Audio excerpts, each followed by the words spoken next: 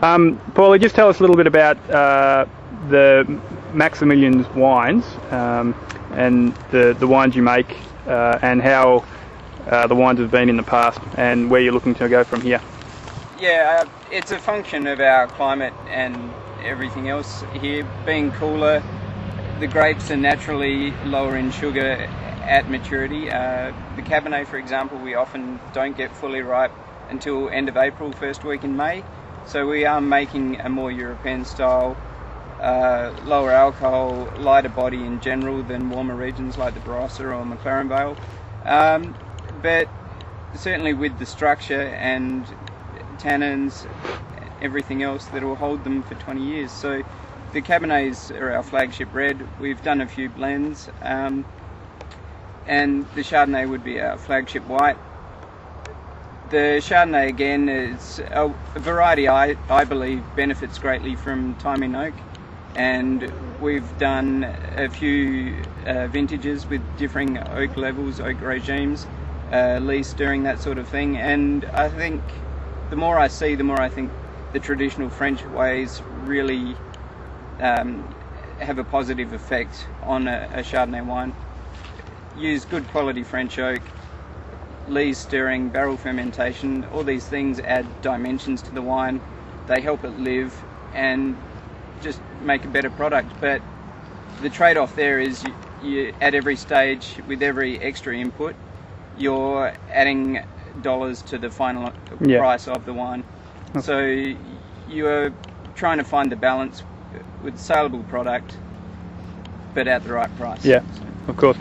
And for all you viewers out there will be a link at the end of this video where you can go to Maximilians and look at the wines on offer and purchase them if you'd like. This is a magnificent view. Paulie, this is an amazing view you've got through your vineyard here. It's panorama.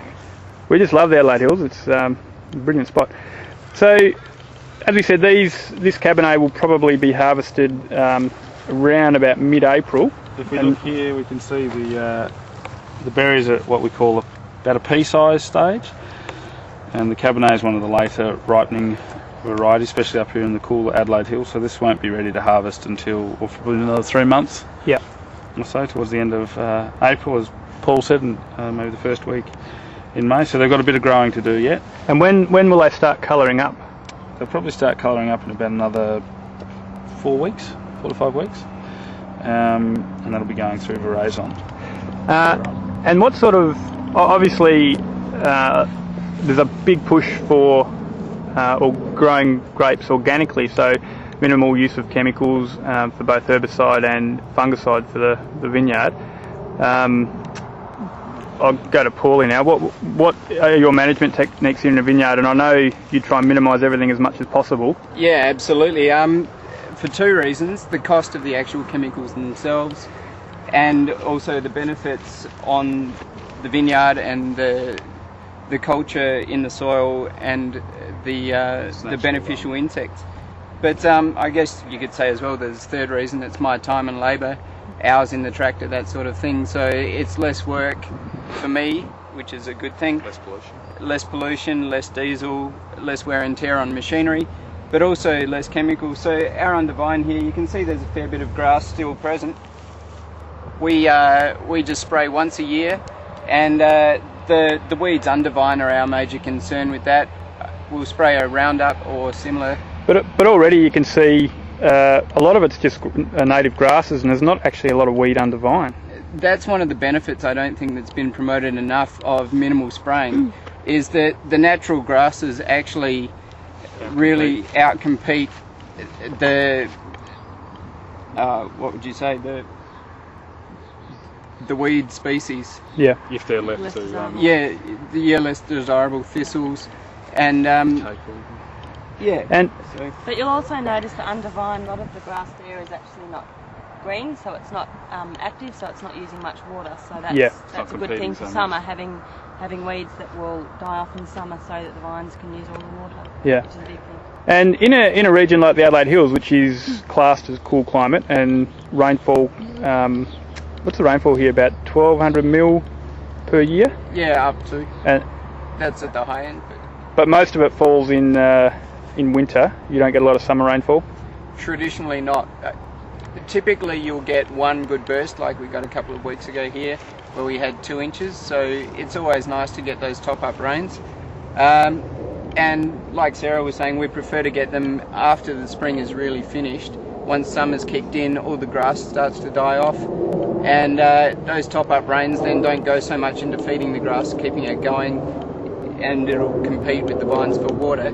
It'll just give the vines a drink more than anything, but it won't support the grasses. Well, one of the reasons I'm asking that is what do you think the scope is here for pure organic management of vineyards? I know there are a few vineyards, and we'll hopefully go and see one of these vineyards in the near future that are organic. So how do you think the Adelaide Hills copes with organic viticulture? I think, like you were alluding earlier, the Adelaide Hills is quite a soft climate for growing grapes. It's quite easy for the grape growers. It's a little bit variety dependent. Things like Cabernet here, tough little grapes, thick skins, easy to machine harvest, easy to manage. They're not very susceptible to disease, especially compared to something like a Semillon, which is a large, very tight bunches, thin skins, that sort of thing. The major limitation, I would say, we are basically organic except for our one herbicide a year, and it's control of weeds under the vine strip. So if we were to move to true organic status, the management of the undervine would be our biggest issue, and we'd have to look at something like ploughing or manually turning the soil over to get rid of those weeds. Yeah. And on the slope, as you can see, we're on quite a slope here. That causes issues with furrows, with water runoff, and you can actually create quite a few problems by giving the late rains somewhere to run. Great. So we're in the Chardonnay now. If you just want to explain a little bit about the physiology of Chardonnay and where it's at. Yeah, that's it. The Chardonnay is a very different shaped leaf to the Cabernet, much more uniform without the distinct lobes. And here's a little Chardonnay bunch. You can see, compared to Cabernet again, they're much shorter bunches, much tighter, and you can imagine when these berries expand, they become quite compact. Ours are typically about the size of a fist or a bit bigger, and compact little bunches. They're a bit more advanced. They're slightly larger than the Cabernet, the berry size, and typically here the Chardonnay harvest occurs in March. So, just going to talk a little bit about the canopy management here. This Chardonnay and also the Cabernet we saw before. Obviously this is a VSP trellis system, that's correct? That's correct. And so you'll come through and you'll actually lift canopy wires up, which will bring the canes up almost in a vertical position. Yeah, the idea with the VSP shoot system, as the name suggests, vertically positioned shoot system. So we take these wires and these hooks on the posts and you just clip them in like that. The idea being you create effectively a solar panel, so the leaves are raised up to the sun, try and create a nice uniform wall for the sunlight to hit and the leaves to intercept, and thereby you get the energy to ripen the fruit.